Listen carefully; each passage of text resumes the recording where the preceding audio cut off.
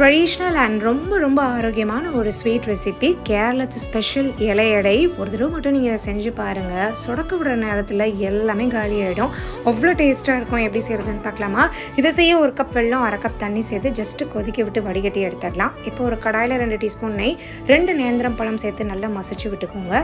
வடிகட்டி வச்சுருக்க வெள்ளைப்பாகு 4-5 தட்டின ஏலக்காய் சேர்த்துட்டு பழங்கள் நல்லா அந்த பாகில் நல்லா வேகட்டும். இந்த ஸ்டேஜில் 1/4 கப் துருவின தேங்காய் சேர்த்து நல்லா மிக்ஸ் பண்ணிவிட்டு ஒரு 3 டீஸ்பூன் ரவை, அதே மாதிரி 3 டீஸ்பூன் அரிசி மாவு சேர்த்துட்டு நல்லா கலந்து விட்டுடலாம். நல்லா கெட்டிப்பட ஆரம்பிக்கும்.